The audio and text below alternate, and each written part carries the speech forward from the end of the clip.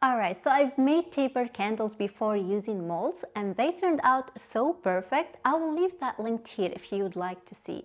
But I really wanted to try hand-dipped candles. It just sounded so relaxing and peaceful, but my first batch, they looked like this.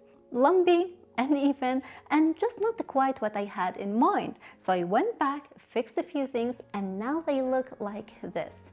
And the difference really comes down to a few small details that are crucial, but honestly not hard at all.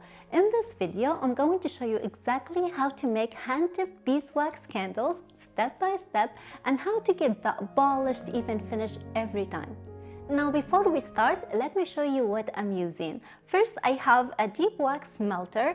Mine is about 11 inches deep, which lets me make 9-inch tapers comfortably. The depth really matters. And you also need an instant thermometer. Please don't rely on the built-in one alone. And I also like to keep a second pot of melted wax for topping up so the level stays consistent. And for wax, I'm using 100% beeswax. For wick, a size 2/0 square braided cotton wick works perfectly here. Next is a dipping carousel. Now you can buy these, but they can get pretty expensive. So I've made my own using simple, affordable materials. I will make sure to link everything I used along with a ready-made option if you'd rather not to build one. So just make sure you check the description box for all the links. And you also need a pair of scissors and something to catch the wax drips. And finally, you need something to hang the candles while they cool. I'm using a clothing rack with simple twine loops. Alright guys, now first things first, you want to set your space so everything flows smoothly. We will be dipping, hanging, and repeat. So if your setup is awkward, you will feel it immediately. Now beeswax takes a while to melt, especially in larger amounts like this. So it is definitely something you want to plan for. I usually have mine going for a few hours ahead of time. So by the time I'm ready to start, my wax is fully melted. And you want your temperature to be between 160 to 165 degrees Fahrenheit. Now pay attention to this, because too hot and the wax won't build, too cool and you'll get thick and even layers. And you also want to keep it under 170 to preserve the natural color and the natural scent of the wax.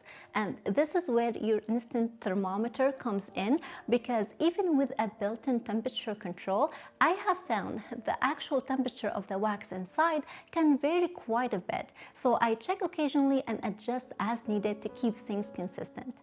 And while the wax melts, prep your carousel. You want to start by threading the wick through one of the hooks and tie a knot at the bottom. This creates your candle pair. Now continue threading the wick through each one of the eyelet, keeping the wick straight and gently pulled tight. At the top hooks, add an extra loop to keep everything secure during the final dips. Remember, the wick will stretch slightly as you dip, so keeping it tight now helps prevent bending later.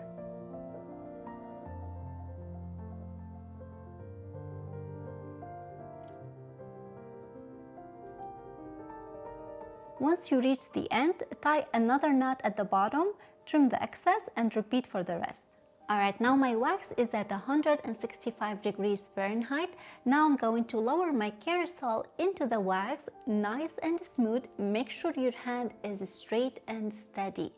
And for this first dip, you really want to make sure you fully saturate the wick. So hold it in the wax for about 10 to 15 seconds or until you stop seeing air bubbles rise to the surface. That's how you know the wax has fully soaked in. And this makes a big difference in how your candle burns later. Now lift it out smoothly, let it drip, and hang it.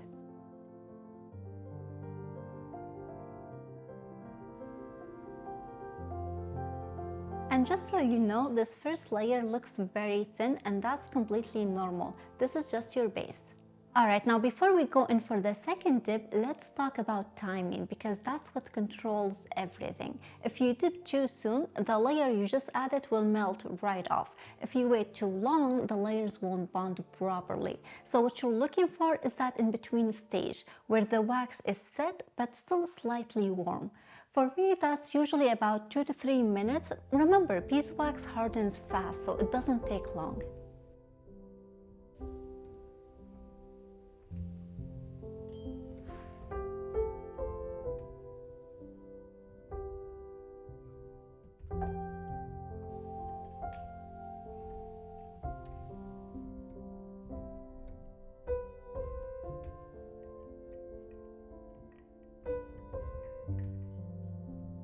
By dip 6, the shape starts forming. Now use the first dip line as your guide. Each layer should return to that exact same point. If you dip higher or lower each time, you will start to see uneven lines and slight spiraling at the top, which can make the candle look messy.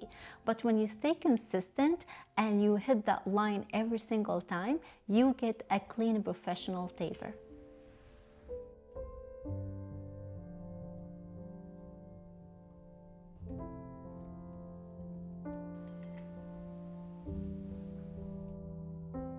From here, it becomes a rhythm. Just dip, let it sit, and dip again. Just keep your motion smooth and straight, and don't leave it in the wax for too long, or you'll start softening the previous layer. And as the wax level drops, top it up to maintain even length.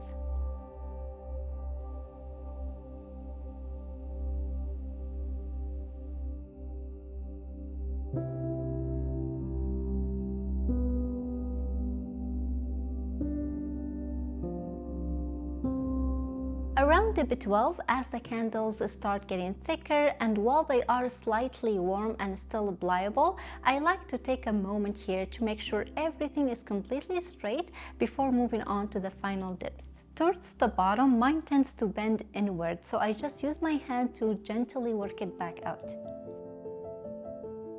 I know this part is repetitive, but this is literally how the candle is built, layer by layer. It takes about 8 to 9 dips before you see real thickness, but after that, I feel like it builds much faster.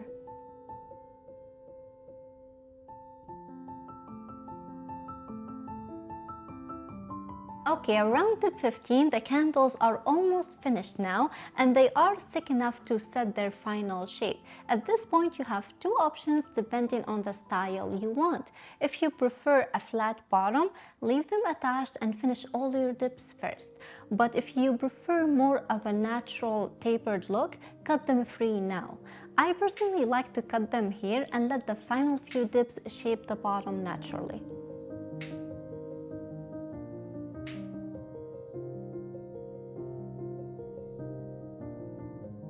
After cutting, you can lightly pinch the bottom and smooth it out with your fingers for a cleaner finish. And this excess wax doesn't go to waste, it goes straight into your melting pot. And now we are ready for the final dips. These are your finishing layers, so at this stage you want to work a bit more carefully. Try to keep your hand steady and try not to let the candles swing or touch each other. And for the first dip after trimming, you want to hold it for about 10 to 15 seconds to warm the wax, because while you were trimming, the wax had time to cool down. And if you dip too quickly now, the new layer won't bond well. Now just lift it out smoothly, be very careful, let it drip, and hang it to dry.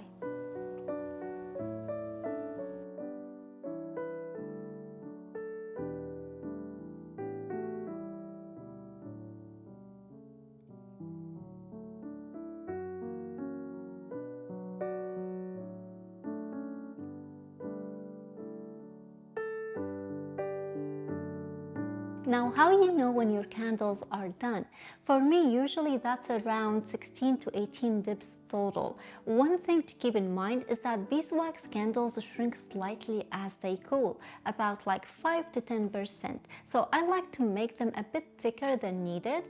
And a simple way to check, if you have a candle holder, you can just place one in. If it fits snugly, dip one more time, and that should leave you with the perfect fit once it cools. Alright guys, and now this is how they turned out. So beautiful. You can see how clean the top is when you hit that same line every time, and you might have noticed the color looked a bit lighter while we were dipping, but it deepens as the candles cool down.